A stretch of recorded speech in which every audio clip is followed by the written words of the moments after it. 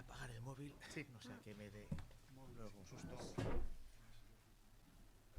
Voy a apagarla, poner en silencio.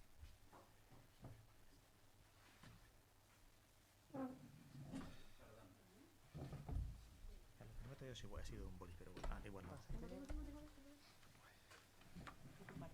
Sí. Sí, al principio no me hace falta eso. Y eso pues... Para el teléfono. Sí, tenemos teléfono. Sí, apagar de nuevo. ¿Qué tal eso?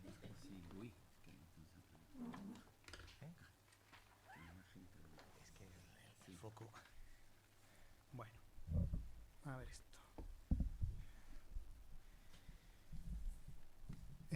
Bueno, buenas tardes. Paso así sin más a presentaros un poco el acto, que es en torno al libro Maderos, Chusma y Orden Social, ¿vale?, de la editorial Catacrack. Bueno, quiero agradecer a la gente de la Descomunal, ¿no?, que está aquí, que nos abre el local para atendernos a nosotros y a vosotros, ¿no? Aprovecho para insistiros en que aquí el consumismo, siempre que sea una cooperativa, pues viene bien, no es un acto inmoral. Lo mismo con la librería, La Ciudad Invisible, que son un poco los que nos han gestionado el acto. Tienen ahí el libro, no solamente el nuestro, podéis comprar el nuestro desde luego, pero tienen más libros también, tienen la librería abierta ahora mismo. Y lo mismo, ¿no? Yo creo que ahí el consumismo, siempre que sean cooperativas así de este estilo, yo creo que está bien. Bueno, continúo agradeciendo a Marc Neucleus, que no está aquí, que es el autor del libro y que nos ha sido muy generoso en general con el tema de traducción y demás, que él es profesor de Ciencias Sociales y Políticas de la Universidad Brune de Londres y que, bueno, ha realizado un trabajo, yo creo, bueno, varios trabajos del que solamente hemos traducido este y que ahora lo comentaremos.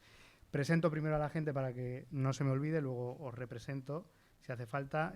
Bueno, gracias a Iñaki, que se ha ofrecido, la verdad, con generosidad para presentar también el libro con nosotros, que es miembro del Observatorio del Sistema Penal de Derechos Humanos y además lleva bastante tiempo, casi 40 años, trabajando en derecho penitenciario desde una perspectiva crítica. Gracias, Iñaki. Luego también tenemos a Jorge, que aparte de que ha prologado el libro, se ha ofrecido también a ir presentándolo por toda la geografía peninsular, lo que no es poca cosa, que es fundamentalmente activista contra la tortura, ¿no? No voy a hacer aquí todo el listado completo, miembro de la Asociación contra la Tortura, miembro de la Coordinadora de Prevención y Denuncia de la Tortura y estuvo también en la Acción Popular contra los GAL. Y por último tenemos a María, muchas gracias, que es activista de la plataforma CIES No y que también nos va a dar un poco la perspectiva un poco más de aplicación práctica quizá del libro. No me voy a enrollar mucho. Bueno, yo me llamo Armando, soy de la editorial Catacrack. No he editado yo este libro en concreto, pero sí que hago un poco la venta del libro, ¿no?, que también yo creo que hay que hacerla, que en este caso es merecida.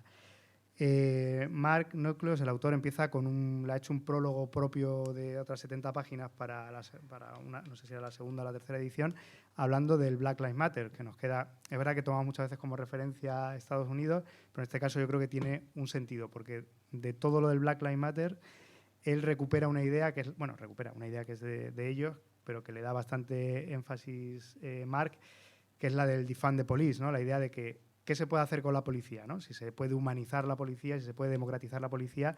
Y la respuesta de los activistas de allá un poco es que la única manera posible de actuar sobre ella es retirándole los fondos, ¿no? Yo creo que es como un buen inicio y una reflexión que hace Marc, que yo creo que nos puede servir a nosotros en el día a día, ¿no? Por otro lado, también decir que este libro lo hemos sacado ahora, hemos decidido sacarlo ahora desde la editorial Catacrack, porque estamos, bueno, no sé si hemos dejado de estar, ¿no?, pero desde 2008 estamos en un contexto de crisis. El libro habla bastante de la construcción de las clases peligrosas, ¿no?, que en ese momento es un libro de historia, no es solamente un libro jurídico ni un libro que hable solamente de la policía como tal, sino que es un libro de historia del Estado, en realidad, o de historia crítica del Estado, ¿no?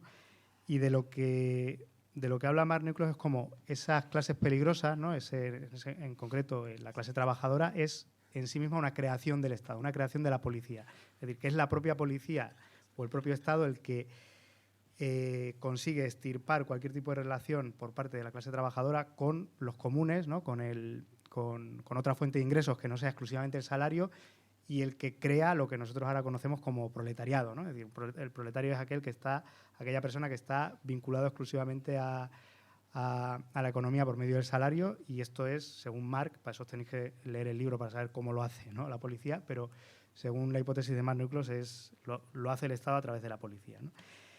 No me voy a alargar mucho más porque el resto son cuestiones que van a tocar todas ellas los tres compañeros, pero sí que quiero insistir, es un libro de teoría crítica del Estado, teoría, incluso diría teoría crítica marxista del Estado, es lo que más, o una de las cosas a las que más tiempo dedica el libro, ¿no?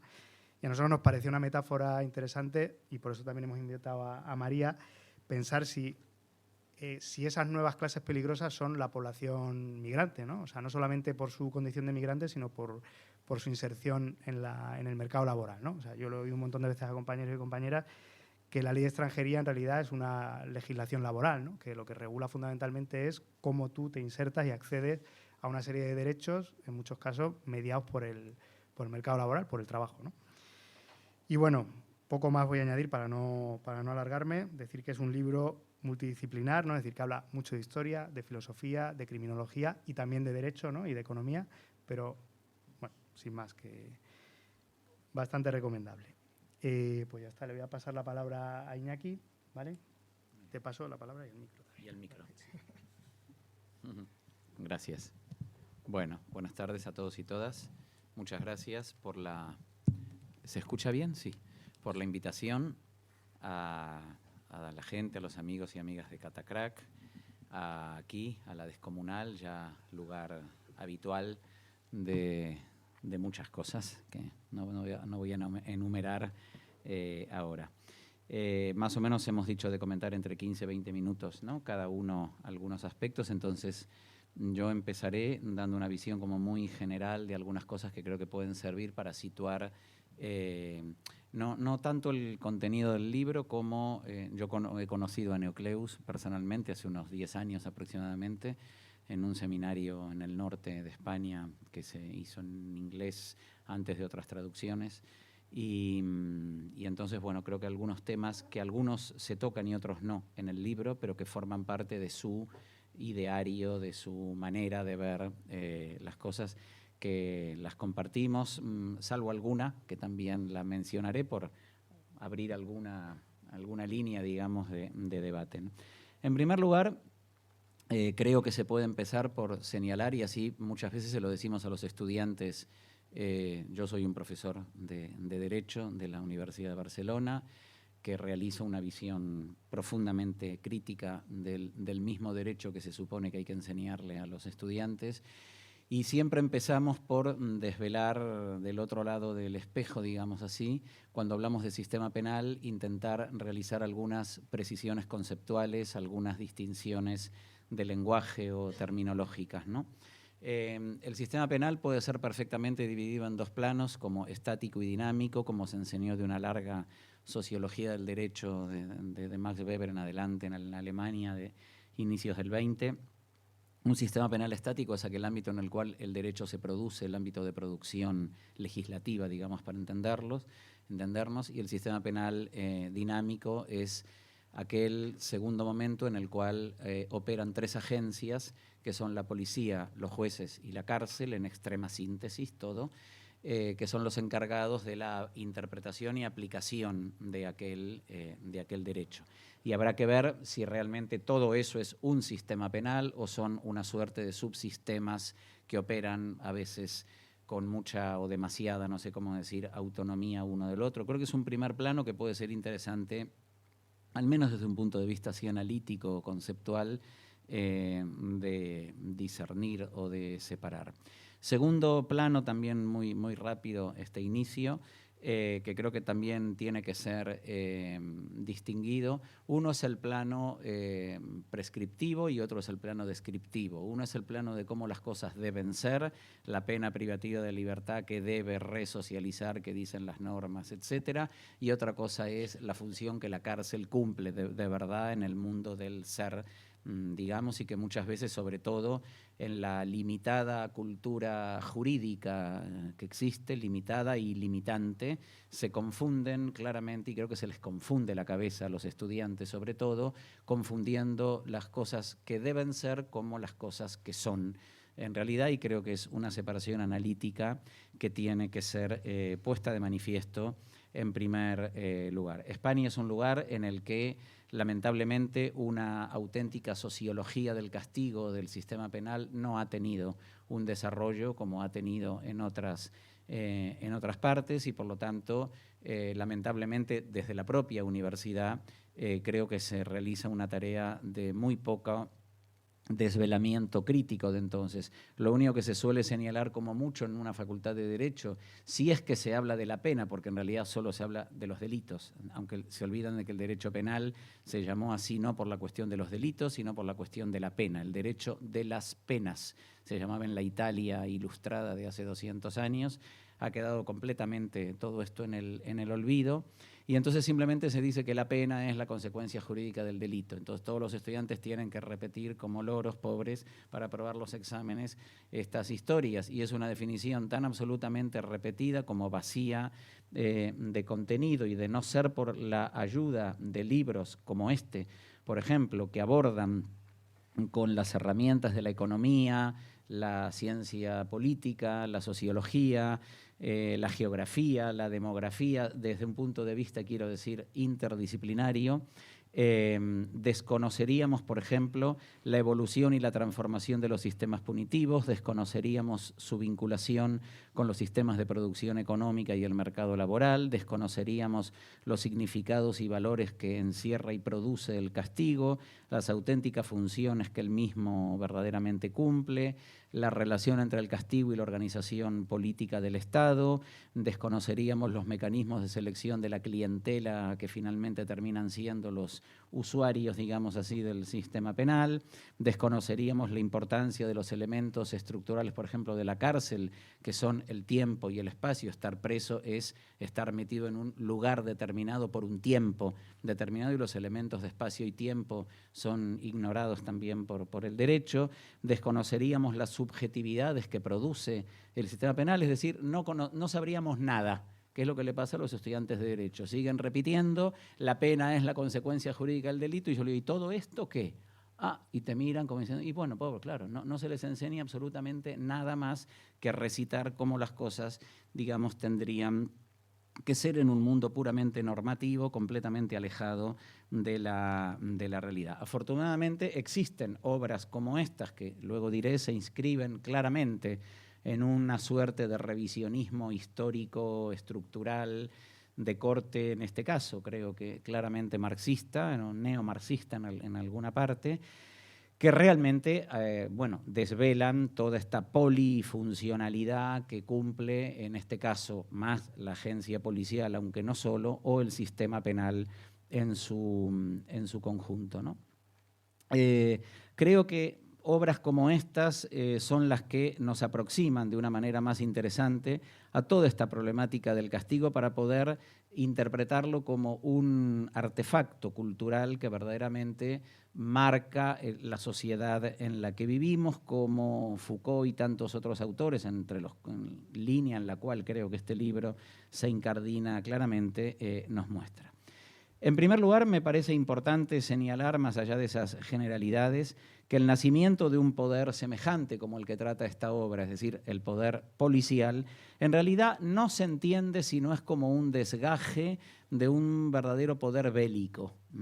El concepto de la guerra nunca ha sido verdaderamente abandonado. Podemos pensar, según los tiempos y los espacios, en diferentes guerras. La guerra contra el delito, la guerra contra las drogas, la guerra contra las pandillas, la guerra contra la pobreza, la guerra contra la vagancia, la guerra contra el desorden, la guerra contra el terror, de todo ese elemento nuclear de carácter bélico que constituye verdaderamente la esencia del poder policial. No nos hemos librado de aquellos lodos, digamos, viene todo lo que hemos entendido posteriormente por poder policial.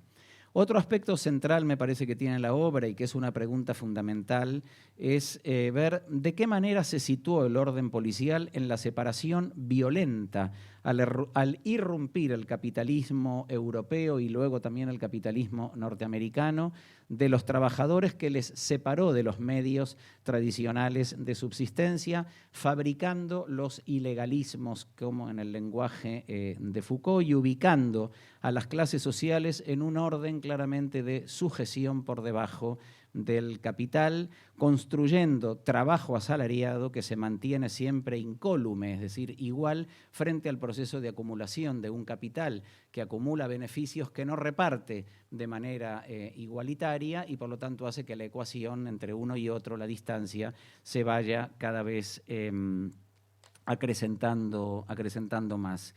En esta misma perspectiva que la obra aborda, esta producción de un orden social sujeto a un orden económico de carácter desigual, al que contribuye y al que se subordina claramente la función policial, está ejemplificada en el famoso pasaje, el que lo vuelve a citar Neocleus del Capital, sobre el hurto de lenia. Aquí está traducido como robo de lenia, no me voy a meter con el traductor que sabrá más que yo, pero el hurto de lenia, es decir, la fabricación del ilegalismo cuando la lenia pasa a ser propiedad privada, y lo que hasta ese momento era una costumbre, un derecho consuetudinario de apropiarse, de servirse de los frutos de la tierra, de los árboles, de la leña, pasa a ser ilegalizado en el nacimiento de la propiedad privada, y evidentemente de la noche a la mañana la gente del ámbito rural no dejó de coger la leña que habían cogido sus padres, sus abuelos, sus antepasados,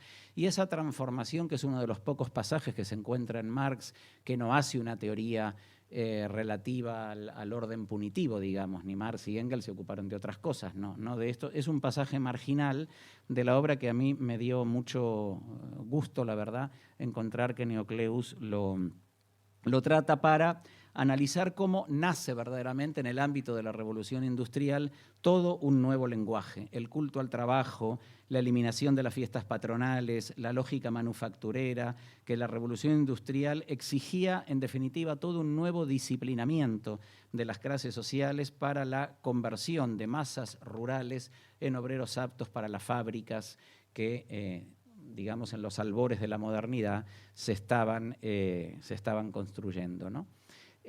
Por supuesto que seguimos hablando siempre, y esta es mi única, no distancia con el libro, pero yo no puedo nunca olvidarme de que el mundo no es solo el mundo del centro europeo y norteamericano. Esto es un libro escrito, evidentemente, desde ese centro del capitalismo y no desde las periferias del margen de América Latina ni desde otros lugares donde este discurso del welfare state, del Estado benefactor o asistencialista, de la crítica europea al concepto de seguridad social y todo esto, bueno, difícilmente van a tener, sinceramente, una aceptación en otras partes de la periferia del mundo, que siempre vivieron al margen y donde ni la presencia del Estado, ni la centralización de los servicios públicos, ni nada por el estilo, se verificó en la forma que se verificó en el centro del mundo capitalista, y donde la policía cumplió de manera terrorífica otro tipo de funciones,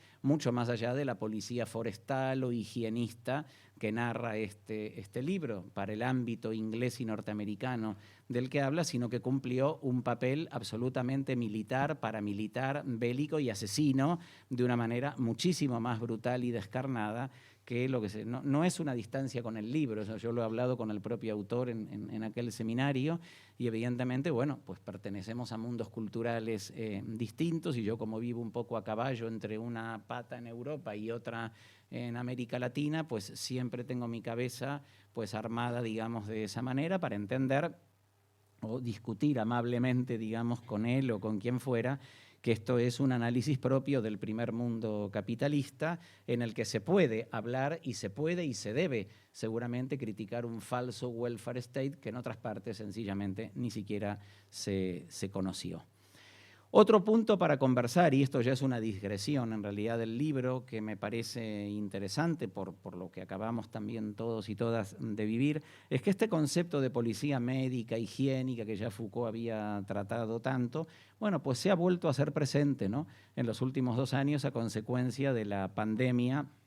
En el momento en el que nos confinaron a todos, la sociedad volvió a ser gobernada y la población recibió cada día los partes oficiales del gobierno, tanto civil como militar, y sobre todo siempre vestidos de responsables sanitarios que ordenaban cada día la vida cotidiana de todos nosotros en función del nuevo higienismo que posibilitó el decreto de un estado de alarma, luego tumbado, por cierto, ¿no?, conviene no olvidarse, que precisamente volvió a reotorgar de alguna manera a la policía contemporánea amplísimos poderes para vigilar, controlar, sancionar, detener. Yo no sé si eso era necesario o no, no tengo tanta visión, obviamente, como para poder decirlo. Solo da la sensación para poder pensar ante la velocidad con la que suceden tantas cosas, si verdaderamente avanzamos hacia algún lugar o estamos haciendo esa imagen como de un back to the future, ¿no?, de regresar, en realidad, de avanzar hacia el futuro regresando al mismo tiempo hacia imágenes premodernas de obediencia y docilidad que eran propios de otras formas de Estado, ¿no?, aporías o contradicciones que surgen. Bueno, volviendo al libro, concretamente creo que es un libro claramente inspirado entonces en una teoría crítica del Estado, como en las últimas décadas decía Michel Foucault, pero también en los libros de Cárcel y Fábrica de Melosi y Pavarini, Pena y estructura social de Ruy y Kirchheimer, todo el revisionismo, digamos, de la Escuela de Frankfurt que inspiró a todos estos autores. Bueno, claramente yo sé que Neocleus se declara firme partidario, digamos, de seguir ese camino tan fructífero, que es el camino que ha desvelado las falacias del sistema penal al que me refería al comenzar, ¿no? En la parte final, pero yo no mencionaré porque imagino que el compañero y la compañera luego dirán algo, ya hay una dedicación más al tratamiento de una policía moderna. Yo me quedo sin tratar ello. Creo que cuando él habla, Neocleus, de la arbitrariedad de ese concepto, del concepto de arbitrariedad propio de la función policial, bueno, la criminología crítica de los años 60 y 70 llamó a eso claramente el concepto de selectividad. La policía selecciona con su tarea los futuros clientes o usuarios del sistema judicial y carcelario, y creo que un gran valor del libro es desvelar que esto no es un problema del presente, sino haciendo una genealogía, remontándose hasta dónde en la historia puede llegar a encontrar las primeras manifestaciones de todo aquello. Para ir acercándome al final, yo acabaría con unas reflexiones de quien fue nuestro grandísimo maestro al respecto de todo esto, que al final Neocleus, claro, él pertenece a otra cultura y por lo tanto no tiene por qué citarlo o encardinarse en esto, que fue el gran Alessandro Baratta, ¿no?, italiano, director del Instituto de Filosofía Social en Saarbrücken, en Alemania, hasta que murió. Él creo que advirtió como nadie la confusión cuando la gente reclama un derecho a la seguridad, que en realidad es un derecho que no existe en el sentido estrictamente policíaco con el que se le quiere restringir, ¿no? Decía siempre Baratta que al funcionar la ideología sustituyendo los conceptos por meros clichés, su forma de operar resulta un instrumento principal de legitimación y reproducción de la realidad social, y proponía invertir los términos, no hablar de un derecho a la seguridad, sino de un concepto de seguridad en el ejercicio de los derechos, que la gente pueda, definió como nadie. Yo le pregunto a los estudiantes de Derecho cuando están por terminar la carrera, ¿puedes definir qué es un derecho? Y les cuesta horrores. Le digo, ¿cómo puede ser que termines la carrera de Derecho y no puedas definir aquello que has estudiado, que te han enseñado, ¿no?, en estos años que no puedes definir? Entonces hacemos siempre un ejercicio que al final va poniendo tenso, ¿no?, a la gente porque no sabe, se dice un montón de cosas, que es una garantía procedimental, que no sé qué, reconocida, le digo, toda la parafernalia del lenguaje jurídico. No, tiene que ser una respuesta sencilla que a veces los niños o adolescentes están menos deformados, claro, no han pasado por la facultad y la pueden responder mejor. Tener un derecho es tener una necesidad. un derecho fundamental a no estar desnudo, a tener un techo, a poder alimentarse, es satisfacer necesidades. Y el concepto de Bharata, de abogar no por un derecho a la usuriedad, sino por un modelo de seguridad en el ejercicio de los derechos, aludía precisamente a que la gente pueda vivir, se murió sin ver seguramente el desastre contemporáneo, en un marco, digamos, más fértil de satisfacción de sus necesidades, en el cual el sistema penal tiene poco y nada que hacer y la policía tiene aún menos que hacer en todo ello. Un derecho a la seguridad aboga por un Estado cada vez con mayor intervención penal, punitiva, policial, etc. Un modelo contrario de seguridad en los derechos tiene que apostar mucho más por otro tipo de política que no es la penal. No, la gente no se va a sentir más segura en la satisfacción de sus necesidades porque haya más policías en la calle, sino con otro tipo de políticas sociales, por decirlo de alguna manera. Para acabar, por si luego se quiere conversar sobre esto, aparece en el libro un poco de pasada, pero afortunadamente aparece, y creo que por la pertenencia nuestra, de donde venimos nosotros, puede ser interesante, me parece a mí, acabar con ello, por si después queréis conversar, el rol que nos compete a nosotros como sociedad civil frente a todo ello, porque no cabe, creo, no debemos permanecer pasivos, ¿no? El rol, en definitiva, que tiene que cumplir una sociedad civil comprometida con el control de las instituciones penales, como dice Jorge, creo, al terminar el prólogo, dice algo más o menos similar, lo leí ya hace, no me acuerdo de memoria, pero más o menos dices algo así. Es decir, el rol de la observación de cómo trabaja la policía, el rol de la observación de lo que sucede en el interior de las cárceles es lo que tiene que ser reforzado. Eso es lo que nosotros modestamente pretendemos hacer desde el observatorio, porque aprendimos hace ya décadas atrás que el solo hecho de observar modifica lo observado. Y por eso precisamente hay tantas resistencias a que observemos. Y eso es precisamente lo que tenemos que fortalecer. Aprovecho para decirles y para invitarles a todos que el próximo día 1 de diciembre a las 6 o 7 de la tarde en la cárcel Modelo de Barcelona se va a presentar una gran entidad llamada Observa, precisamente para el refuerzo del monitoreo de las instituciones del sistema penal que están tan necesitadas en los tiempos que corren. Y bueno, esto es más o menos lo que pensaba decir de manera introductoria para dejarles más a vosotras con lo del libro. Gracias. No sé si me pasé con el tiempo. Bueno, Jorge, te paso palabra. Ah, vale. Se oye bien, ¿no? Bueno, en primer lugar, muchas gracias a todos por venir aquí a escucharnos esto. Gracias, evidentemente, a la Excomunal, ¿cómo era? ¿El mundo invisible este? La Ciudad Invisible, que no recordaba el nombre, disculpad.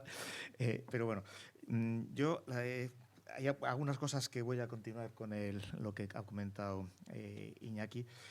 Voy a empezar un poco por la parte final. Yo cuando a Neocleus lo conocía un poco de referencia, pero no mucho. Y cuando desde la editorial Catacrack me propusieron la posibilidad de hacer un prólogo al libro, que no conocía, bueno, me lo mandaron, lo leí y la verdad es que le dije que sí, encantado, porque creo que el libro es de lectura obligatoria para todos aquellos que trabajamos en la defensa de derechos humanos. Creo que, y de hecho es desde ese punto de vista el que yo intentaba hacer el prólogo, y es un poco lo que os voy a contar ahora.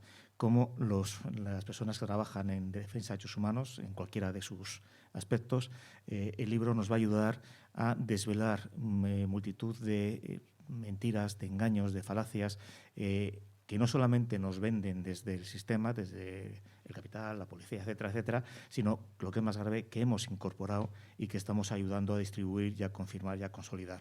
Creo que esa es la parte que para mí el libro puede ser más importante. El libro no nos va a dar soluciones, lo dice claramente Neocleus, nos va a dar herramientas para poder desenvolvernos, poder empezar a investigar y poder hacer un trabajo, como decía también Iñaki, de observar lo que está pasando de criticar, denunciar lo que está pasando para que vaya cambiando la situación, para modificar esa situación. Entonces, es desde ese punto de vista, desde partiendo de todas aquellas situaciones en las que, en mi opinión, los movimientos sociales y, en concreto, los movimientos de derechos humanos hemos incurrido en los últimos años,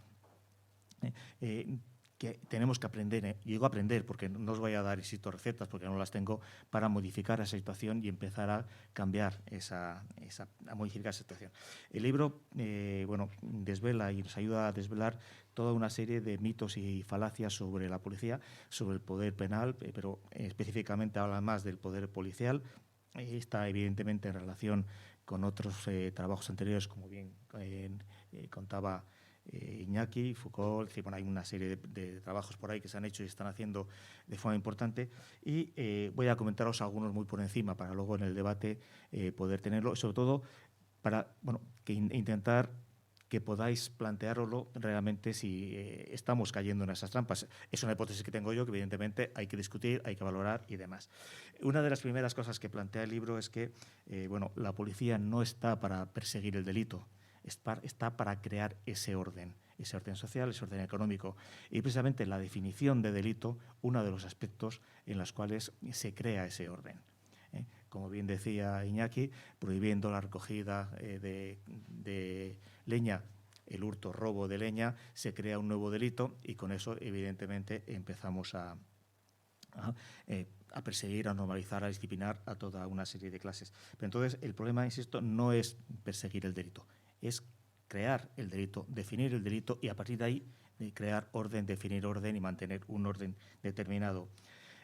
Otra situación que veremos, que también se ve en el libro en varios aspectos, es esa idea de que la policía está bajo el control de los jueces, está subordinada al Poder Judicial. Mi experiencia, después de casi 40 años de trabajo en la Administración de Justicia del Estado español, es la contraria. Es el Poder Judicial el que está subordinado absolutamente, al menos en el Estado español, creo que a nivel internacional, pero a nivel del Estado español, a la práctica, está subordinado al Poder Judicial al poder aparato policial.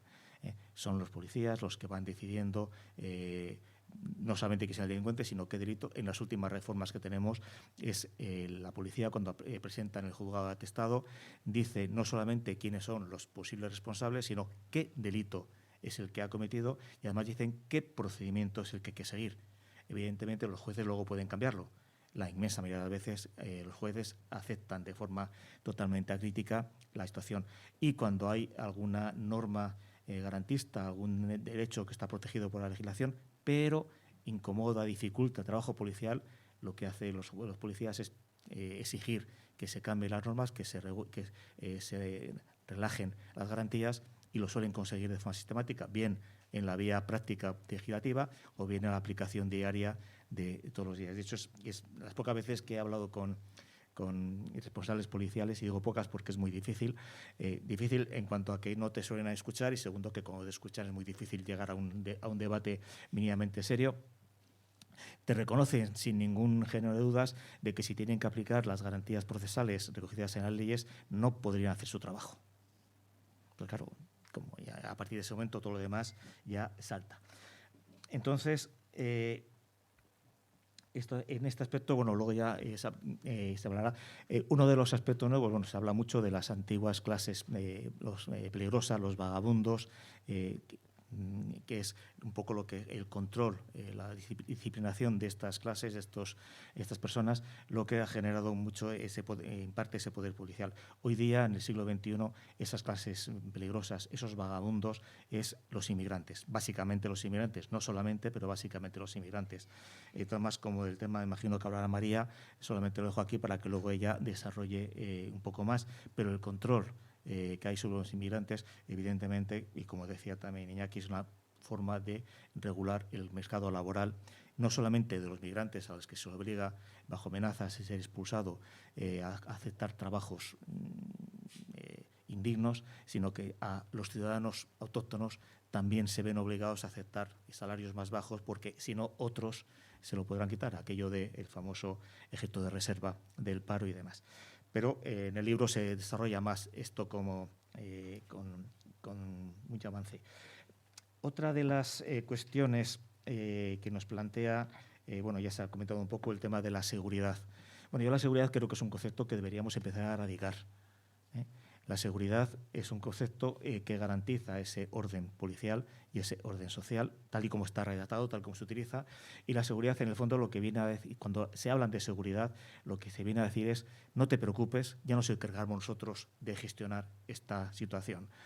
Hay una situación, un escándalo, no te preocupes, no critiques a la policía, deja que la policía investigue, deja que la policía trabaje, tú no te preocupes. Lo mismo ocurre en los jueces, no te preocupes, deja que los jueces investiguen. Es decir, en el fondo es un concepto que viene a quitarnos cualquier capacidad de control, cualquier capacidad de gestión e a infantilizar a la población. Es decir, la seguridad, tal y como está concebida en este sentido, yo creo que es un mecanismo bastante perverso y, tal y como estamos al día del siglo XXI, desde luego es un mecanismo que potencia, controla y mantiene ese orden social, desde luego realmente causante de tantas injusticias. Bueno, ya se ha hablado un poco también del tema de lo policial como continuación de lo militar. Bien, ya he comentado. Es decir, a veces se nos quiere presentar que lo militar es distinto de lo policial y que, bueno, es una actuación policial es, bueno, una cosa positiva, mientras que lo policial hay una continuidad permanente.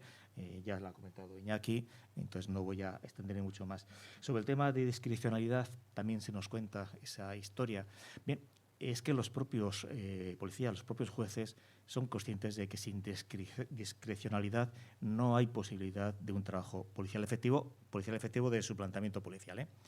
Entonces, y de hecho, muchas leyes y muchas normas ya dicen se actuará a criterio del funcionario actuante. Es decir, no han regulado las posibilidades, sino dejan a criterio del funcionario actuante.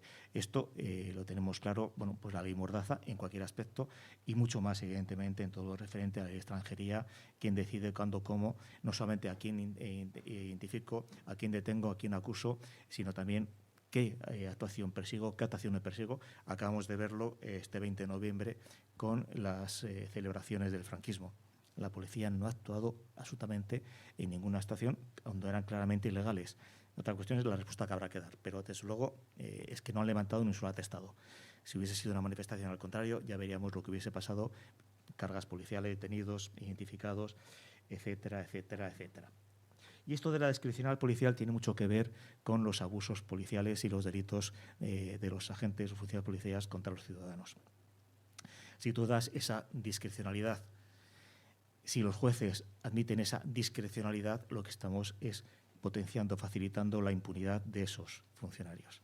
Cualquier actuación que sea está justificada porque es el propio funcionario el que va a decir si es adecuado o no es adecuado lo que ocurre. Entonces, bueno, yo creo que ahí tenemos un grave problema. Tampoco se trata de criticar la discrecionalidad. Es que policía y discrecionalidad son dos palabras que están unidas, no se puede separar. Y aquí ahí sí que hay un problema con el tema de la impunidad. Y aquí ya puede que vaya a hablar a unos temas que sean más conflictivos y donde se presente más de discrepancias con lo que voy a deciros. Es una cuestión personal. En fin, en la sociedad actual tenemos un aumento exponencial día a día del punitivismo y sobre todo del populismo punitivo. Es decir, es increíble en que los movimientos sociales, incluidos los de movimientos de derechos humanos, defensa de derechos humanos, ante cualquier situación que tenemos, cualquier problema que tenemos, lo que estamos pidiendo es más policía, más código penal, más cárcel, más cárcel, más cárcel, más... Todos ellos. Me da igual que sean los movimientos ecologistas, los movimientos feministas, los movimientos de derechos humanos, los movimientos contra la tortura, que la solución que buscamos es, frente a un caso de tortura, es meterle más cárcel, más inhibición, más pena, más pena, más pena. Entonces yo creo que esto es una situación que es realmente muy preocupante y en el fondo no es más que la asunción directa, pero vamos, absolutamente directa, por parte de los movimientos sociales de ese poder policial, de esa mentalidad policial. Estamos actuando como actúan ellos. Hemos asumido su filosofía, hemos asumido su planteamiento. Con ello no quiero decir que no haya que denunciar, que no haya que sancionar. Yo siempre lo digo, creo que soy de las personas que posiblemente haya presentado más querellas y denuncias contra funcionarios de policía o de prisiones que yo. Son más de 500 las que tengo presentadas y las voy a seguir presentando. Pero el objetivo no es la condena. El objetivo es investigar qué está ocurriendo, saber quién ha sido el agredido, el torturado, saber quién ha sido el torturador, por qué se ha hecho, para qué se ha hecho, para conseguir evitar que esto ocurra. Es decir, aquello de reconocimiento, reparación y garantías de no repetición. La sanción creo que es oportuna, necesaria. Desde luego no me voy a preocupar mucho porque sean más o menos los funcionarios condenados. Hay alguno que está condenado en este momento en prisión por torturas y hay un par de ellos en prisión, pero evidentemente eso no va a solucionar el tema. Y sin embargo, esa asunción de ese punitivismo en el fondo es asumir ese poder policial, esa mentalidad policial que estamos viendo, estamos viendo todos los días en cualquiera de los aspectos sociales. Da igual, hasta el extremo que también esto tiene que ver mucho con, el libro habla de la expansión del poder policial. Bueno, una de las formas de expandir el poder policial es cómo está, a raíz de la pandemia, cómo está asumiendo determinadas competencias que en el siglo pasado, medio siglo pasado, parecía que se iban a derivar hacia otros mecanismos. Y bueno, todo aquello que en su momento se planteó como estado de bienestar ha sido negado y está volviéndose a medidas estrictamente policiales. Las teorías de la ventana rota y todas las historias están ahí cada vez más. Pero no solamente es esa expansión del poder policial, digamos, en lo institucional, es esa expansión del poder policial en cómo los ciudadanos lo hemos asumido y estamos, por tanto, expandiendo. Unos ejemplos que imagino que todos habéis visto y habéis oído, incluso a veces habéis dicho. Cuando un compañero o una persona es detenida por cualquier motivo, es detenida en una manifestación, es detenida en una fiesta porque iba borracho, da igual, en cualquier detención, cuando sale en libertad le preguntamos qué tal te trataron, y la respuesta suya es: me trataron como un delincuente. ¿Qué ocurre? ¿Que al delincuente se le puede maltratar? Es que al delincuente no se le puede maltratar. Y el delincuente, con todas las comillas que queramos poner, es un ciudadano que tiene derechos y garantías y no se le puede maltratar. Aquí en Barcelona, no sé, en Madrid, en las manifestaciones del 15M, el grito habitual al principio es: somos ciudadanos, no delincuentes. Es que los delincuentes son ciudadanos. En cambio, asumimos que hay una serie de personas que no tienen derechos o que son, al menos con menos derechos, y aquí puede ser cualquiera, me da igual, puede ser el judío, el homosexual, el negro, la mujer, el que queráis, el terrorista, da igual. Siempre hemos aceptado que habrá sectores de la población que no son humanos, que no son ciudadanos, que son torturables, que son eliminables, la historia que queráis. Y lo vemos constantemente. O sea, en todos los aspectos, o ya en el caso de la tortura, que es el que más suelo trabajar, cuando la gente se indigna porque han torturado a un inocente. No se indignan cuando han torturado a un culpable, porque hemos asumido que los culpables deben ser o pueden ser torturados. Esto da lugar a dos aspectos importantes. Uno es el problema que también el libro plantea, y creo que es uno de los aspectos por los cuales creo que hay que leer, y es esa posibilidad de democratizar la policía. Yo siempre he dicho que la policía no se puede democratizar. Lo que sí ocurre, y sí ha ocurrido, al menos en el Estado español en los últimos 40 años, es que la democracia se ha policializado. La democracia ha asumido los valores policiales, tanto institucionalmente como individualmente los colectivos. Eso no quiere decir que no haya funcionarios de policía que sean demócratas y estén comprometidos con la democracia. Puede haberlo. Yo conocí a un par de ellos. Habrá más. Y también creo que es importante distinguir el poder policial, la institución policial, del funcionario puntual y concreto de uniforme. Esto volviendo un poco antes al tema del punitivismo, cuando estamos tan empeñados en que a un funcionario de policía ha sido condenado por torturas, por ejemplo, y tiene que cumplir esas funciones de policía, no nos damos cuenta que cuando pedimos eso estamos individualizando el delito de torturas. El delito de torturas en concreto, pero me da igual cualquier delito cometido por un funcionario público, el ejercicio de funciones públicas, no es un delito individual, es un delito del Estado. Hay una persona que ha sido el ejecutor directo, pero hay todo un aparato alrededor me dicen que voy acabando y sí, me falta poco. Hay una persona que es el ejecutor, pero hay todo un aparato que está en ello. Los compañeros que han visto no ven y no dicen nada, los que han mandado a callar, los que indultan, los que premian, etcétera, etcétera, los jueces que no investigan, los ciudadanos que aplauden la absolución, etcétera. Entonces yo creo que aquí tenemos un problema grave. Es decir, ahora en Cataluña, también en el País Vasco, hay una serie de campañas, de proyectos para nuevos modelos policiales. Son importantes, son necesarios que hagamos esas mejoras, esos cambios, pero no pensemos que esas mejoras, esos cambios van a significar la democratización del aparato policial, del poder policial. Son fundamentales esos cambios porque hay que minimizar el daño y se puede hacer. Pero creo que ahí tenemos que tener mucho cuidado con hacernos demasiadas ilusiones. Y animo a los compañeros que están haciendo en el Parlamento de Cataluña las comparecencias y el trabajo, que creo que es importantísimo. Conseguir la prohibición de las pelotas de goma es algo fundamental, entre otras muchas medidas que han conseguido y que hay que seguir consiguiendo. Pero no confundamos eso con democratizar la policía. Y bueno, como me queda poco tiempo, casi voy a callarme y luego en el debate, si queréis, planteo. Lo que os he planteado no son respuestas, evidentemente, son problemas que tenemos que debatir.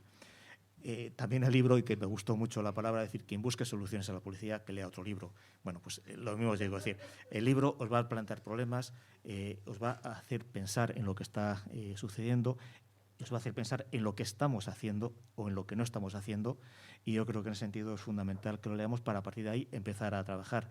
Evidentemente habrá cosas con las que estéis de acuerdo y cosas con las que estéis menos de acuerdo, pero creo que leer el libro, más de lectura relativamente fácil, creo que nos ayudará a poder afrontar lo que está ocurriendo de una forma con argumentos y con datos, y de una forma que podamos romper esa dinámica de aumentar esa policialización de la democracia, ese punitivismo que cada día está más fuerte y que vamos por un mal camino. Y ya me callo, disculpad.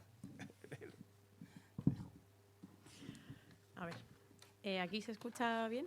¿Sí? Bueno, pues, a ver, vamos a controlar los tiempos un poco. Vale. Bueno, pues yo lo primero dar las gracias, como los compañeros. Me siento, bueno, con responsabilidad de estar en esta mesa para hablar de lo que voy a hablar y al mismo tiempo muy, muy, muy agradecida. Pues bueno, yo precisamente participo en esta mesa y en este debate para aterrizar un poco pues la cuestión, todas las cuestiones que ellos han planteado, pues llevarla como a un ejemplo práctico, como puede ser el internamiento de personas extranjeras en los centros de internamiento de extranjeros. No sé cuánto conocéis en qué consiste el internamiento y la privación de libertad de personas extranjeras en los CIE. Voy a dar un poquito de información al respecto para que me sigáis un poco en el planteamiento. Pues lo primero que yo creo que hay que decir cuando se habla de un CIE es que son centros de internamiento preparados para la privación de libertad, que aunque la ley, me corregís cualquier cosa, estrictamente definan como espacios no penitenciarios, son absolutamente todos de carácter absolutamente penitenciario, ¿vale? Y de hecho todos los CIE del Estado están instalados en antiguas instalaciones penitenciarias que han sido abandonadas o cerradas y reabiertas porque se ha considerado que a los nacionales no se los podía internar ahí, pero a los migrantes y extranjeros sí, ¿no? En esta construcción del orden de ese orden social del que habla el autor y que reproducían los compañeros, pues efectivamente tenemos que tener muy claro que ahora mismo las nuevas clases trabajadoras que van a tener que aceptar absolutamente todo van a ser esas clases trabajadoras que se van a enfrentar a un internamiento en CIE y a una posible expulsión.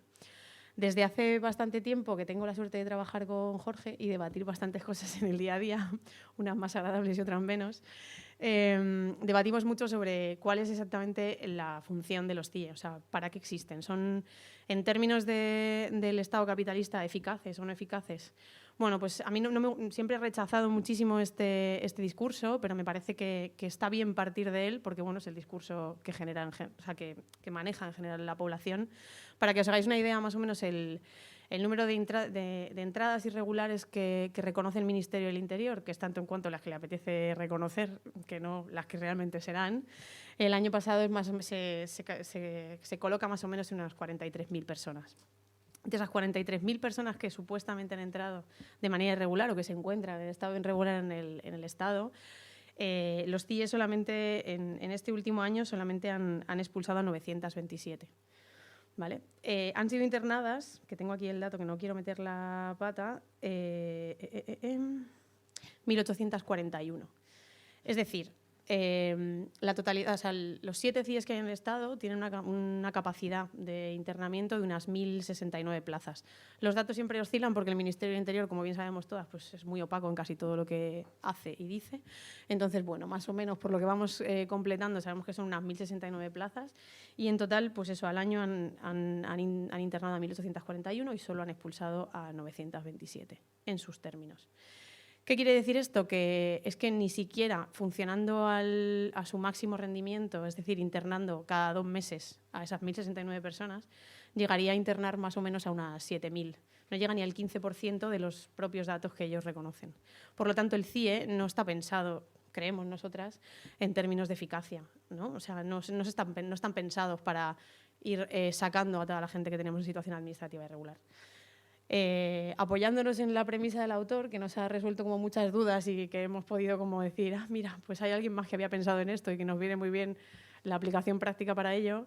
El mero hecho de la existencia de los CIE, de toda la vulneración de derechos que impunemente sucede allí diariamente y todo lo que puede pasar allí, es suficiente como para que todas las clases trabajadoras entiendan que como no hagan lo que se espera de ellas, pueden ser vulneradas, expulsadas, maltratadas y todo lo que haga falta. Esto yo creo que es evidente, ¿no? No es un mensaje solamente para esas clases trabajadoras migrantes, sino que es un mensaje para todas nosotras. Porque los procesos de racialización, de generización, de clase, o sea, cualquier construcción social que hace el capital sobre cualquier colectividad, vamos a decir, o cualquier identidad, evidentemente tiene detrás una función social dentro del sistema capitalista y esto lo tenemos que tener como súper claro. Y hoy está racializada y generalizada una determinada población, pero en cualquier otro momento histórico puede ser otra. Entonces, creemos que es un mensaje muy claro de extorsión y una muestra del poder del Estado. Esto es lo que yo puedo hacer con la población, que va más allá, sobre todo, de la construcción. Bueno, o sea, nosotros queríamos como llevar un poco más allá el planteamiento de las ciudadanas frente a las no ciudadanas. Bueno, pues aparte de etiquetarte como no ciudadana, también te puedo convertir en deportable, te puedo explotar y puedo hacer todo esto. Y además, mientras tú vas a aceptar todas las condiciones que yo te pongo delante, porque si no, esto es todo lo que te va a suceder. Esta es como, bueno, pues un poco el destripe que nosotras hacemos de la aplicación práctica y sobre todo, bueno, pues llevándonosla. Yo también quería como traeros las reflexiones que sacamos desde Madrid, porque es donde nosotras intervenimos y bueno, no será casual, pero Madrid justo es el único CIE que interna a mujeres. Y efectivamente el perfil de personas que nos encontramos ahí dentro son mujeres trabajadoras. La mayoría son trabajadoras sexuales, la otra mayoría son trabajadoras del hogar y cuidados que habitualmente han estado en régimen de internas. ¿Esto casual? Pues mi parecer es que no lo es. O sea, la muestra que tenemos sobre el número de mujeres internadas en CIE es muy pequeña en comparación al número de hombres, pero clarísimamente el Estado, en esta cuestión punitivista y en esta cuestión de decirnos a determinados grupos de personas lo que puede pasar, nos están hablando muy claro, ¿no?, de quiénes son las migrantes las trabajadoras y las migrantes que van a ser expulsadas las primeras y en qué situaciones va a ser así, ¿no? O sea, yo te coloco en una situación de irregularidad totalmente irresolvible. Hay determinadas cuestiones laborales o actividades laborales, me da igual cómo queramos llamar a los trabajos que no han sido reconocidos como trabajos dentro del marco laboral, pero es como, por un lado, no voy a querer reconocerlo porque sigo necesitando de tu mano de obra, sigo necesitando de tu sobreexplotación y, por lo tanto, lo que necesito es que cuando esto no lo cumplas yo pueda poder expulsarte y así estoy al mismo tiempo adoctrinando al resto que no están conformando. Esto, precisamente por todo lo que planteaban los compañeros sobre la selectividad y sobre la no arbitrariedad de la policía, es una de las cuestiones que más preocupa, porque además si esto lo cruzamos con el planteamiento punitivista que nos estamos encontrando ahora mismo, y si ya sabemos que la mayor población que hay en las cárceles es extranjera, imaginemos quién va a ser qué va a pasar ahora mismo con la población de los CIEs. Si todos los sueños que tiene el Ministerio del Interior de seguir, no solo nuestro Ministerio del Interior, sino la propia política europea de seguir construyendo, o sea, seguir aumentando esta política de expulsión y de deportación, y va a seguir como construyendo estos CIE llenos de derechos, ¿no?, que nos encanta este término, pues ahora mismo no sé si sabéis, pero Algeciras está construyendo el mayor CIE de Europa, que puede albergar hasta 500 personas. Si esta maquinaria se termina de poner en funcionamiento, aunque no llegue a cumplir con unos términos, o sea, yo sigo manteniendo mi premisa de que no va a ser una cuestión de números, sino que va a ser una cuestión más de orden social y de decir, ojo, cuidado con lo que yo puedo hacer y aquí está mi muestra de poder.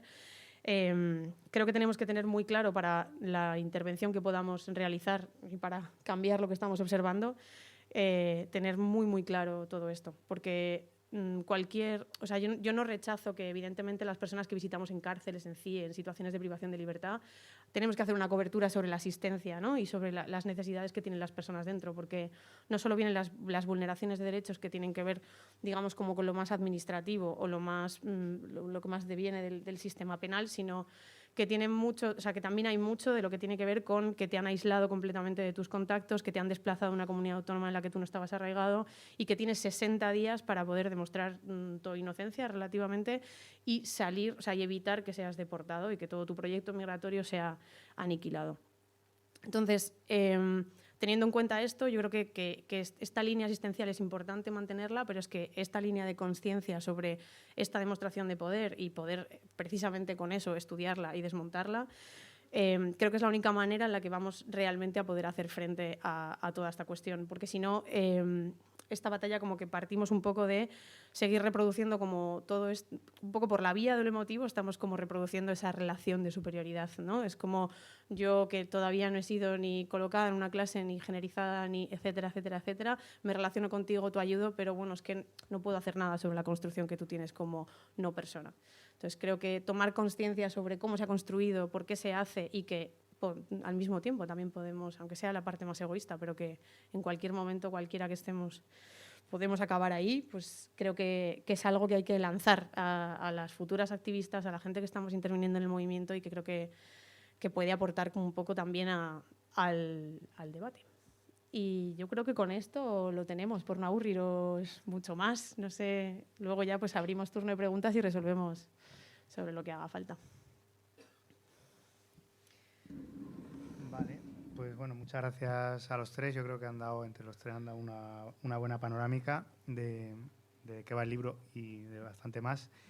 Os invito yo ahora, tenemos tiempo todavía, sí, estamos bien de tiempo para que hagáis preguntas. No sé, creo que no quedan recogidas, no quedan recogidas las preguntas, pero sí las respuestas. Entonces, no sé, sí que quizá os pediría que si tenéis alguna pregunta dirigida a alguno de los tres, que sí que nos lo hagáis saber para que sepamos. Y si es una pregunta más genérica, pues nos lo decís y ahora vemos cómo hacemos. Y no sé, os paso la palabra a vosotros y a vosotras, ya que habéis venido hasta aquí. No sé, ¿hay inalámbrico o no, verdad? No, vale. podemos alargar esto un poco. Bueno, como queráis. Así bien, no te preocupes, ¿eh?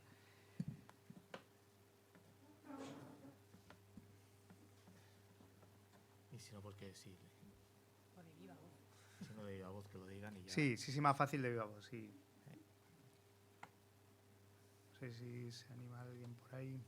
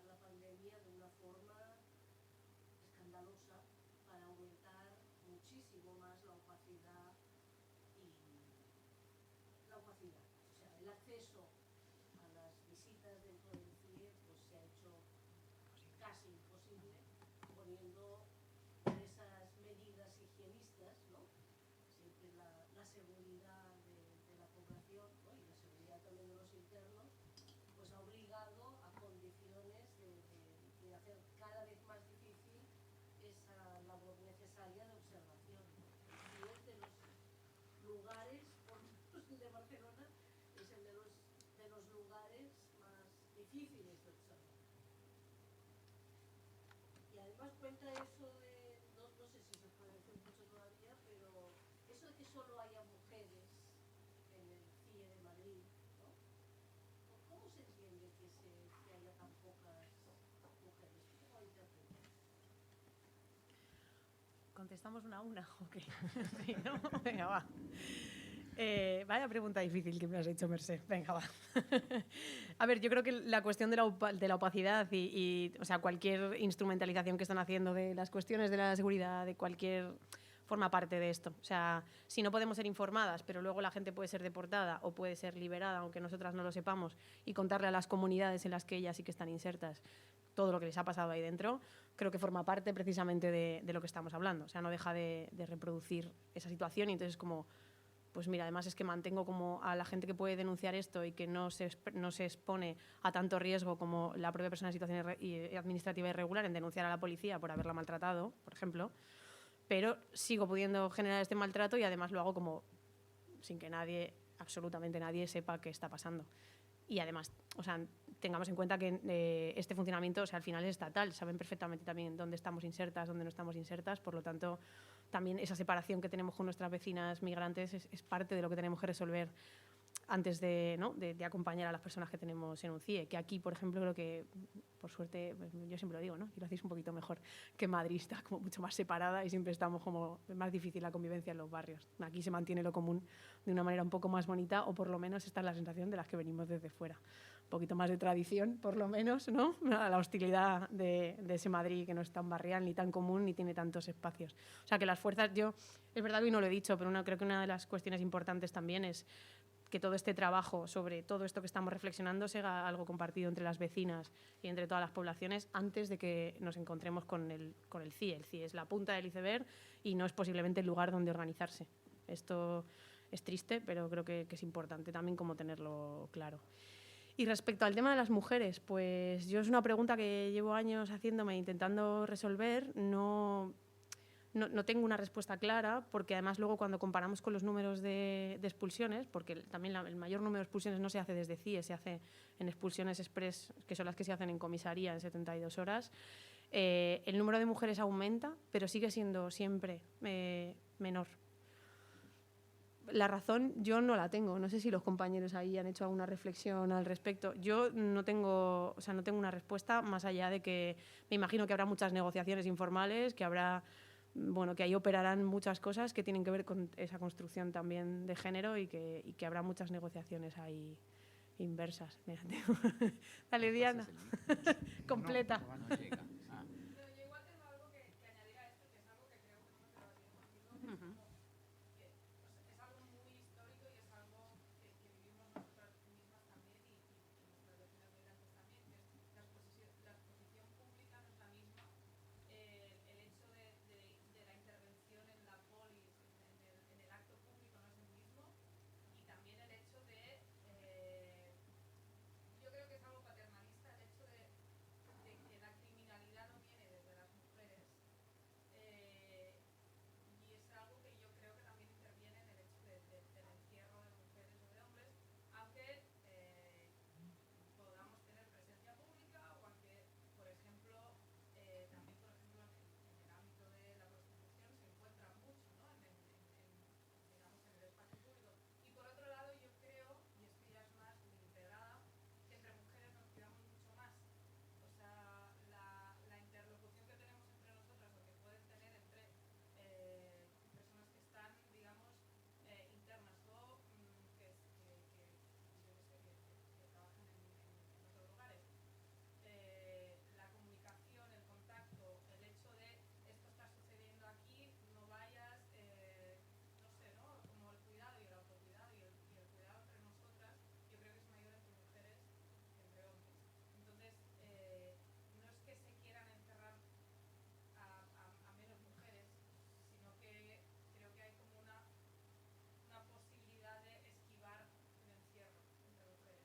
Y esto es una teoría que igual no tiene ningún fundamento, pero yo no sé. Entre los cuidados y entre la exposición pública, yo creo que ahí hay una intervención que hace que sea muy, no sé. Sí, yo he pensado mucho también que puede haber una protección desde lo doméstico y lo que se genera como dentro de las comunidades. Eso sí que es posible que... Lo que pasa es que últimamente, cuando estudiamos las detenciones de mujeres, que estamos empezando a profundizar mucho en las entrevistas, lo que nos plantean es que también se las está deteniendo en esos espacios de protección. O sea, se está deteniendo a mucha gente dentro de sus casas. No, la detección de las mujeres, lo que vemos es que no sucede en el espacio público. No hay tantas enredadas en estaciones de tren o estaciones de autobuses, sino que es más... y ni siquiera son en los espacios de trabajo. O sea, no son tantas las que vienen de una redada en un club o que vienen de una redada en un locutorio un domingo, sino que es más como... son públicas, o sea, suelen suceder, por ejemplo, cuando acompañan a la persona a la que están cuidando en un supermercado, por ejemplo, y de repente aparece... Suelen ser también en sitios muy pequeños. Es verdad que nos encontramos muy pocas detenciones de mujeres en ciudades grandes. Es más como en lugares en los que las tendrán seguramente muy localizadas. Claro, como muy sabiendo perfectamente que están en una situación administrativa irregular. Y también nos encontramos como muchas situaciones que tienen que ver con... en el caso de las trabajadoras sexuales, pues en algún momento que van a hacer alguna gestión administrativa como para que sea muy visible el motivo por el que se las detiene. Aurea creo que había pedido la palabra por ahí por el fondo.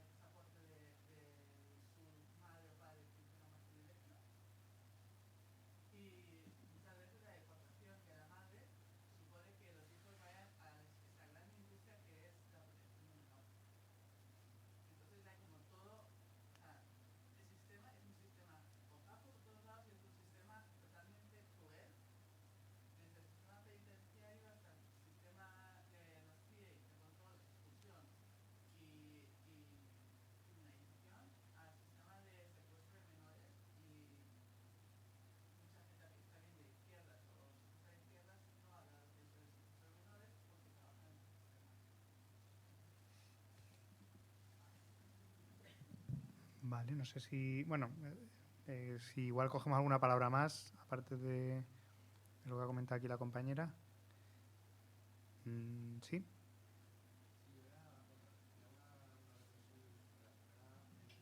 Más fuerte. Sí. No lo oímos, sí.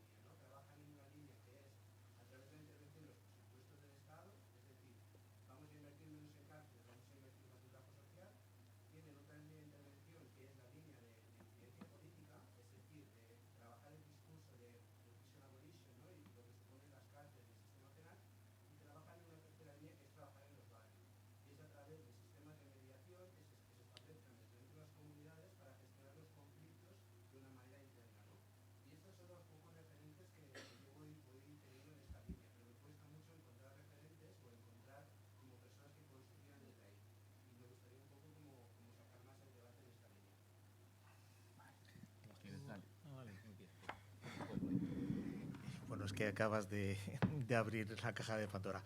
O sea, lo que hay aquí es mucho. Yo creo que ahí, bueno, lo que tú decías del modelo de, bueno, la película Modelo 77, creo que es una, aún no la he visto, pero porque me da mucho reparo. Antes lo comentaba con Iñaki, cuando comentaba eso. Es decir, uno de los puntos por los que yo empecé a trabajar en el tema contra la tortura y contra la cárcel fueron los motines de Carabanchel, el año 77. Nunca he pasado tanto miedo como con las cargas policiales estando yo fuera, o sea, decir que los que estaban arriba en los tejados, y reconozco que me da muchísimo reparo porque no sé cómo voy a salir de la película, es decir, sé que tengo que verla, es obligatoria, los comentarios son muy positivos, Daniel Pon ha hecho un buen comentario, Agustín Moreno Carmona, otro de los presos, ha hecho buenos comentarios. Se la podrá criticar algunas cosas, o sea, tengo que verla, pero reconozco que me da mucho miedo, o sea, mucho reparo.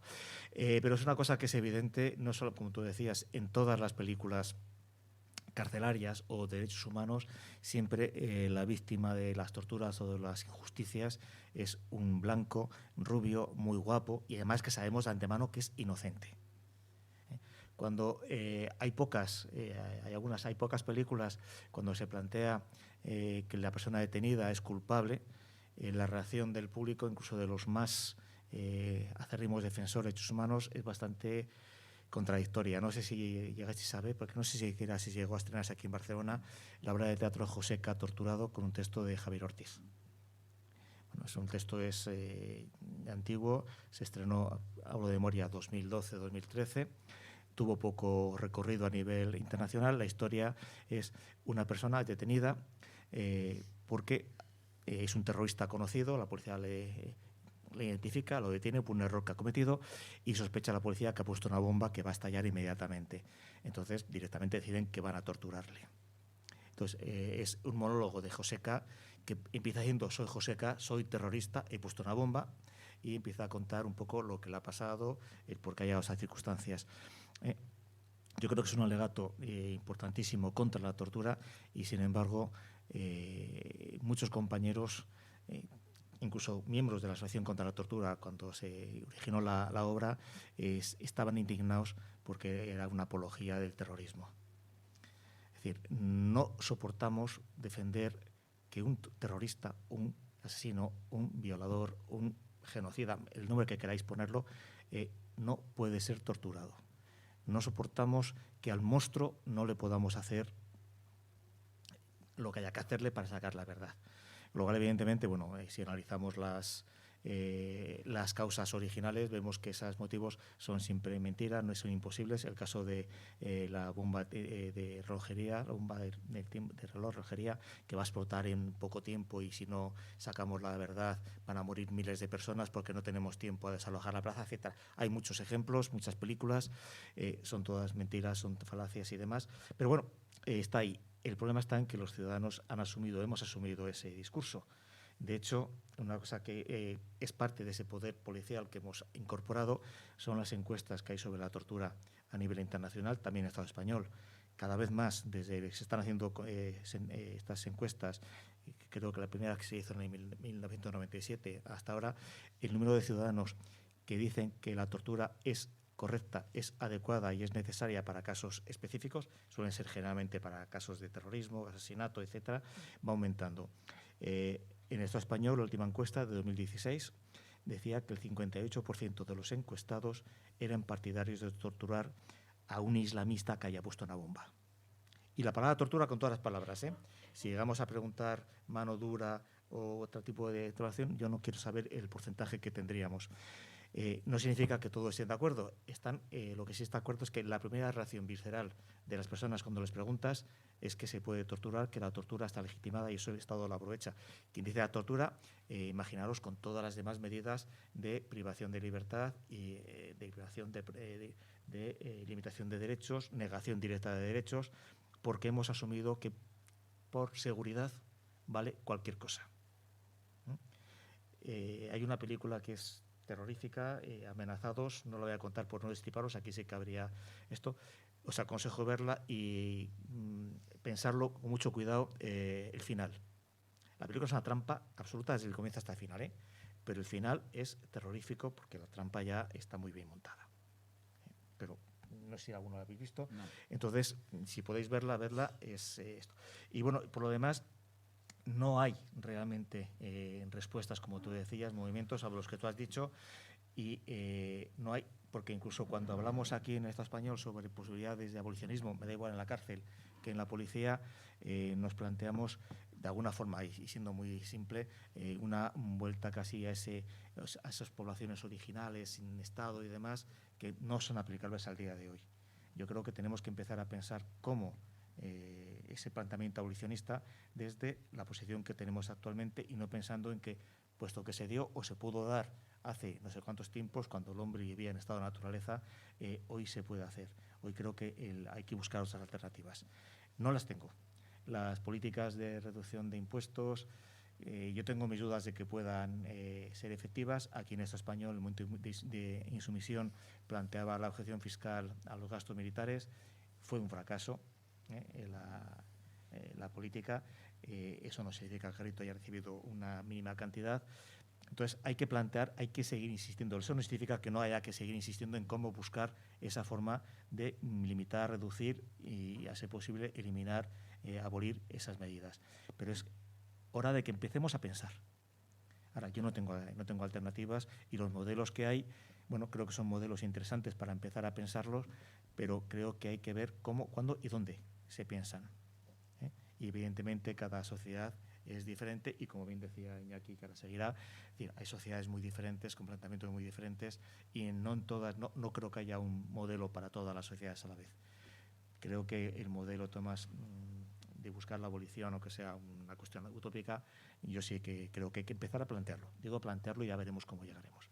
El problema que tenemos es que hay que empezar a plantearlo y no asumir que las medidas securitarias son las únicas que tenemos.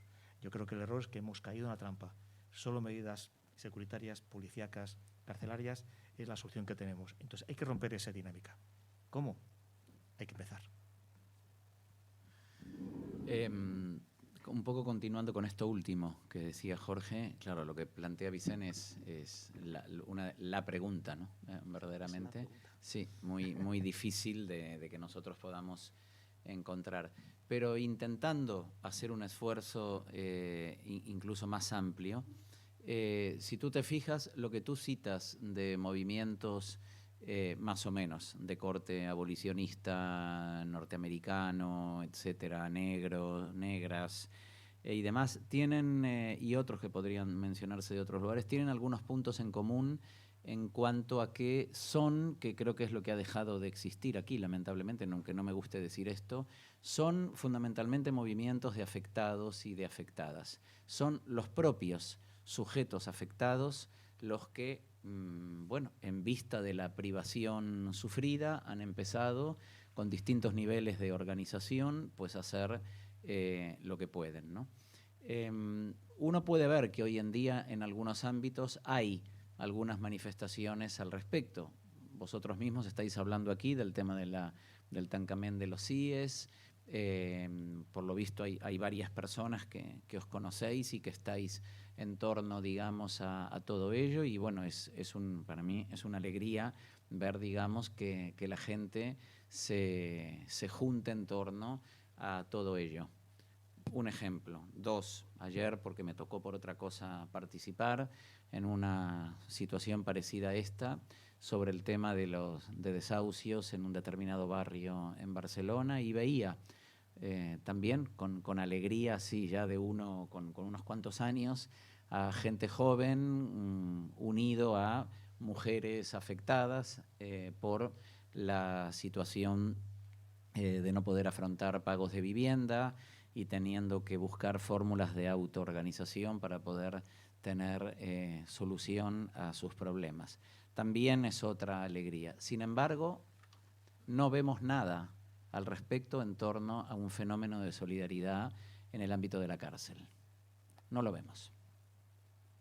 Ha desaparecido de España lo que fueron en otros tiempos grandísimos movimientos que de alguna manera, sí, recrea, por así decir, esa película que has mencionado. Claro, después de ver de verdad el documental de Coppel, pasar a ver esta película está bien, pero es una bajada, ¿no? Por decirlo claramente, no sé, con todo el cariño, lo digo, con toda la simpatía. Sí, está bien. No sé, decir esto, bueno, que para un cine comercial llega al gran público, no de los militantes convencidos cercanos a la Coppel, para decirlo claramente. Y con todas esas salvedades, digamos, en fin. Pero más allá de lo que una película u otro documental reflejen, es cierto que España fue un ejemplo mundial de movimiento contra la cárcel, brutal realmente, ¿no? La discriminación sentida por los presos sociales, después de la amnistía a los presos políticos, que también se ha dado en otros países. En otros países no generó el movimiento de solidaridad que generó realmente en España, y el problema de la cárcel fue un problema verdaderamente llevado a la calle, llevado a las universidades, llevado a los casales populares, llevado a los sindicatos. Qué tristeza, ¿no? Ver realmente la involución sindical española, es una cosa de terror, ¿no? Pero en algún momento algunos, o sea, el problema de la cárcel fue verdaderamente asumido como un problema, nunca como una solución. El problema era la cárcel, y eso, bueno, motivaba verdaderamente todo un debate que hoy ha desaparecido de la calle, ha desaparecido de la universidad, por supuesto, ha desaparecido de tantísimos lugares, y entonces se ha logrado Por cierto, lo que la COPEL anunció hace muchos años con una ley penitenciaria que consagraba todo el laberinto de premios y de castigos para los presos. Han logrado una cárcel quieta. Han logrado una cárcel donde hoy un preso, claro, te dice, yo no puedo poner la firma en un escrito colectivo protestando porque le han pegado a un compañero. ¿No? ¿Cómo no la voy a poner? La pondría, pero ¿sabes qué pasa? Que dentro de un mes tengo la visita con la señorita, como te dicen, con la psicóloga, y me tiene que hacer un informe del cual dependerá que me concedan el permiso de salida, el beneficio penitenciario, el tercer grado, y por lo tanto tengo que tener una salida individual en detrimento, como anunció la COPEL en el último número del boletín escrito a mano, aquel de los que tienen la palabra, los que nunca han tenido derecho a la palabra la toman ya, como se escribía, y anunciaron con ese sistema de premios y castigos lograrán las salidas individuales en detrimento de cualquier movimiento solidario, colectivo, etcétera, y eso también se ha trasladado a la sociedad. Pero claro, hoy en día tampoco hay un movimiento. Yo le digo a los jóvenes en la universidad, y sé que no les gusta nada escucharme esto, tampoco le digo, ¿tenéis un delegado aquí? ¿Tenéis un movimiento estudiantil?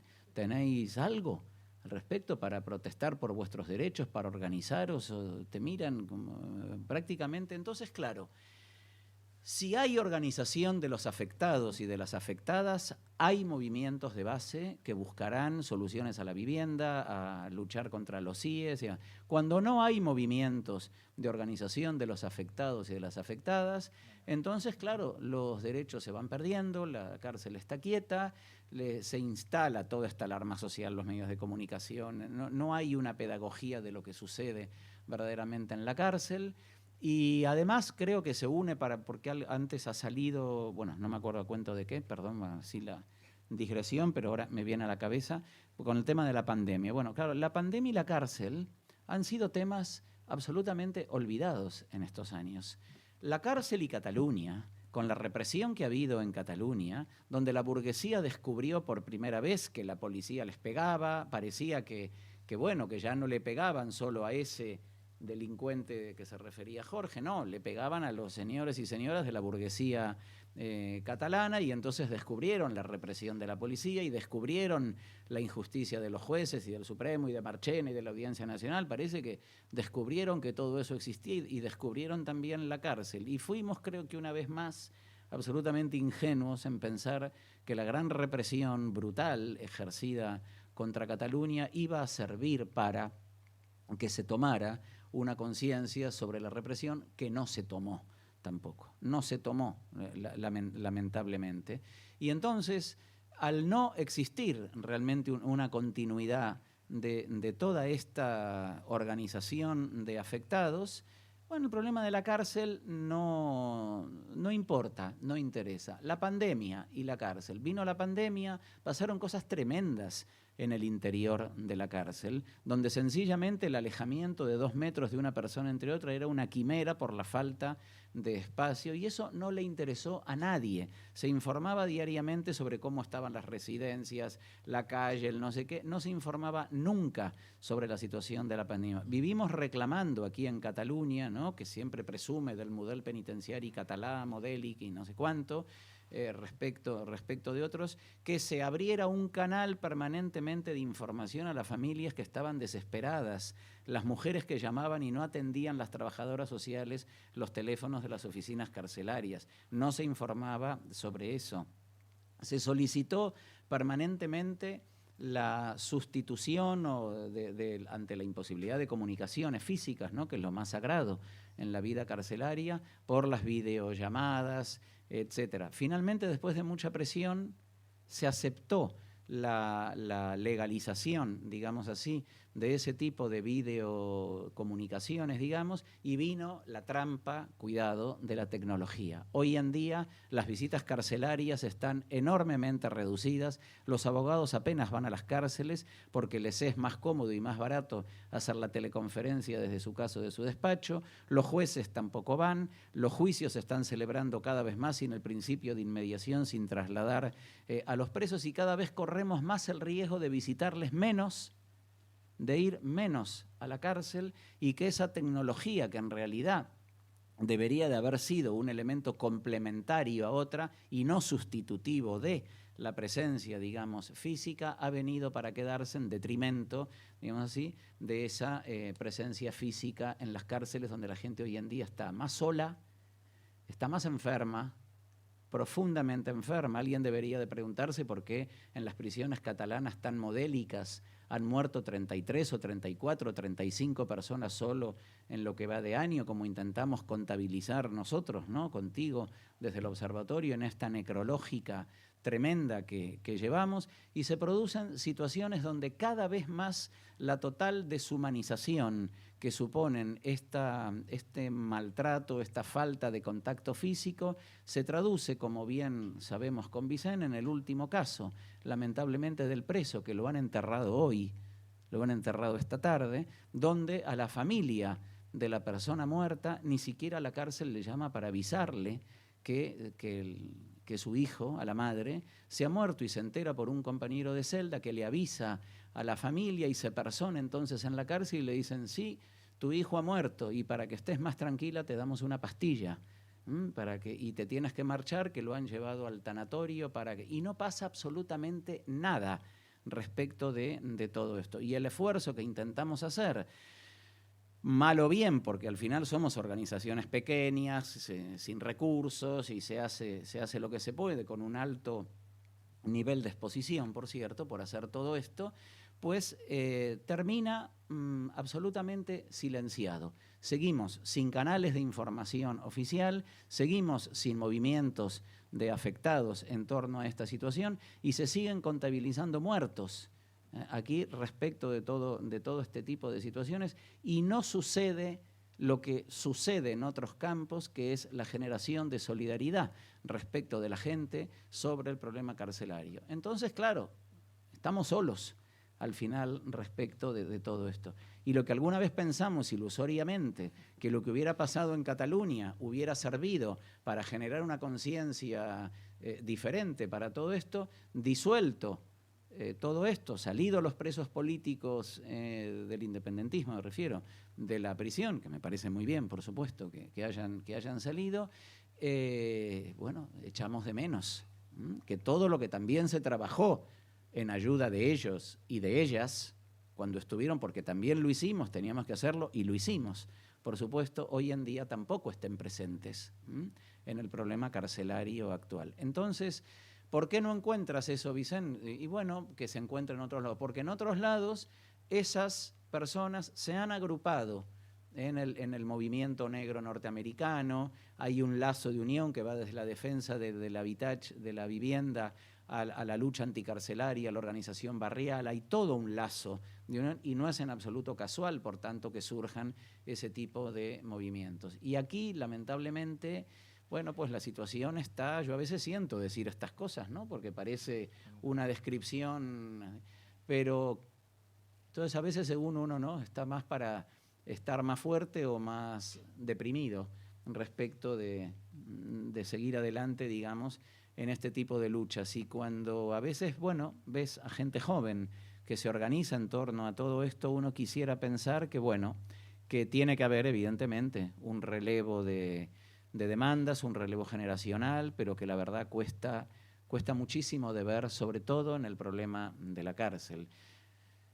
Al final, la sociedad contempla esto como un hecho natural en una sociedad absolutamente, para mí, plastificada. El racismo contemporáneo, como dicen algunos grandes autores, el racismo contemporáneo ya no es solamente el racismo histórico, científico, étnico, racial, ¿no? El racismo contemporáneo se mide por nuestra total indiferencia que tenemos frente a la eliminación del otro, frente a la situación en la cual permanecemos indiferentes.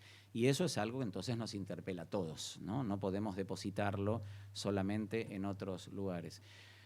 Quizás tendrán que pasar más cosas para que también en el ámbito de la cárcel nazca, ¿no?, un movimiento de solidaridad hoy inexistente.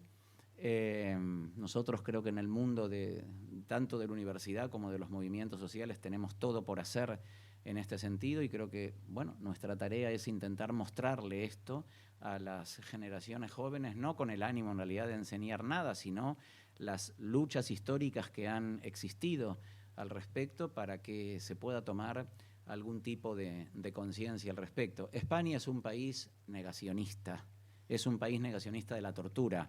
Aquí se señala la tortura que puede suceder en otras partes, pero se es incapaz de reconocer que existan en esta ciudad olímpica, moderna, fantástica, gentrificada y demás de Barcelona. Yo hablo de la tortura aquí y hablo de la tortura en América Latina y la visión es absolutamente al contrario. Allá todo el mundo te acepta. Sí, por supuesto, ¿qué debatir tanto? La policía te detiene, te pega, te maltrata, después se entra a la cárcel y también, ¿de qué te sorprendes al hablar esto? En cambio aquí hay una actitud permanentemente de negación al respecto. Y yo no quiero decir que sea mejor un lugar que otro, porque allá porque se la acepte de manera banal o natural y aquí porque se la niegue, al final nadie se hace cargo de las consecuencias de esto, pero lamentablemente España es un país en el que, hay que decirlo, en el que ha triunfado el olvido, no ha triunfado la memoria, ha triunfado la impunidad del terrorismo de Estado y de la dictadura y no se ha podido revisar prácticamente nada. Y entonces, bueno, seguramente no es casual que hoy en día existan determinados resultados de esa pobre cultura política que tiene el país. Y entonces, bueno, quisiera creer, para no terminar así, ¿no?, de manera apocalíptica, que las nuevas generaciones puedan ser más talentosas y más cultas en el sentido más verdadero de la expresión, en el sentido de entender que no pueden desentenderse de esto, porque algún día, como siempre pasa, les va a tocar. Y siempre hay alguna madre, algún día, que siempre llama a nuestras puertas o acude para pedir algo y se echa las manos a la cabeza porque han detenido a su hijo y le han hecho las cosas que le han hecho, y solo cuando llega ese momento entonces se da cuenta de la barbaridad que le ha hecho la policía, el abogado que le ha engañado, el fiscal o el juez que no le atiende, la cárcel que tal, y entonces, bueno, entonces ahí es bienvenida, digamos, al sistema penal. Parece que hasta que no se llega, digamos, a eso, entonces hay toda una enorme pedagogía por hacer al respecto, que no se hace, y que la universidad, empezando por una facultad de Derecho, que es una fábrica de juristas, no sé, sin ninguna conciencia al respecto, tiene un triste papel también, lamentablemente, en todo esto, ¿no? Bueno, en fin, perdón por la longitud. Voy a hacer yo un poco de malo aquí, estamos un poco fuera de tiempo, o sea, sí que te da tiempo a contestar. Tampoco es... Jorge, ya... No, solamente es, bueno, la verdad es que no voy a contestar sin hacer una pequeña matiz. Antes, es decir, ¿por qué hay un cierto movimiento todavía flojo, pero existe, de solidaridad con los CIE, contra los CIE? ¿Por qué no lo hay contra las cárceles? Desapareció hace tiempo y no hay forma de reconstruirlo. Bueno, yo creo que hay a ver cómo lo explico para que no sea malentendido, ¿eh? Que el tema es complicado. Voy a empezar a decir otra cosa. Una de las críticas que se hace a los CIE, de documentos que piden la abolición de los CIE, es que en los CIE hay personas que no han cometido ningún delito. Eso significa que estamos de acuerdo con que las personas que hayan cometido un delito puedan ser ingresadas en un centro de detención y objeto de una serie de circunstancias no agradables. Esto tiene mucho que ver con ese rechazo a cualquier apoyo a las cárceles. En las cárceles hay gente que ha cometido delitos. En el momento que aceptamos el delito como tal, hemos entrado en esa dinámica perversa y además con muy difícil salida. En los CIE hay personas que no han cometido delitos, pero es que el problema está en que nadie puede ser sometido a esas circunstancias, y el CIE es una circunstancia de maltrato desde que entras hasta que sales, por todas las circunstancias, condiciones de vida, higiénicas, la ansiedad, inseguridad de qué te va a pasar contigo. Es decir, no tiene un aspecto bueno en ninguno, pero lo es para el que no ha cometido ningún delito, pero también lo es para el que ha sido trasladado de una cárcel porque ha cometido delito al CIE a la espera de ser expulsado. Entonces, yo creo que tenemos que tener muchísimo cuidado cuando hablamos con esto. Igual que decía antes, me trataron como un delincuente, a los delincuentes sí se les puede maltratar, pero a mí no. Cuando decimos en los CIE se interna a personas que no han cometido delito, estamos haciendo un flaco favor a los derechos humanos. En los CIE hay que abrirlos, no se puede internar a nadie. Ese es el discurso. Otra cuestión es cómo llegamos a ello, ¿eh? No significa que no voy a pedir medidas correctoras, voy a hacer todo lo posible para mejorar la situación, asistir a las personas que están internadas, creo que necesitan el que alguien vaya a verlas. Todo eso no son incompatibles. pero no puedo decir ese argumento de que los CIE son malos porque hay personas que no han cometido ningún delito. Son malos porque la situación en el CIE es de un maltrato sistemático, con independencia de que la persona sea inocente o sea culpable, sea delictiva o sea una mera infracción administrativa o ni una cosa ni otra. Entonces yo creo que hay que tener mucho cuidado porque en el fondo estamos entrando en esa dinámica de creación del delito, creación de orden, mentalidad policial, mentalidad policíaca, y policía, justicia, juzgados es el no continuo y militares es el no continuo. Entonces, es una cuestión que hay que tener mucho cuidado y por eso yo creo que tenemos que empezar a repensar toda la crítica que hacemos. Y bueno, no quiero enrollarme mucho porque podríamos estar aquí. Vale, pues bueno, yo me he quedado también con alguna pregunta, pero no sé si aquí nos dejan luego quedarnos tomando una cerveza o no. No, un ratito dejáis. Vale, no, pregunto, quiero decir que aprovechéis que ellos están aquí, a mí no tanto, pero a ellos tres sobre todo, que igual alguna pregunta. Bueno, bueno, os ofrezco a vosotros para que os pregunten, ¿no? Que entiendo que estaréis dispuestos, yo me guardo también alguna. Darle las gracias, desde luego, a María, a Jorge y a Iñaki, que desde luego no se me ocurre otra mejor presentación del libro, tres perspectivas yo creo que diferentes, ¿no? Que complementan. Y bueno, muchas gracias a vosotros, gracias a los compañeros de la ciudad que están allí con el libro pacientemente y a los compañeros de la Descomunal. ¿Vale? Y a vosotros, ¿vale? Y a vosotras, muchas gracias.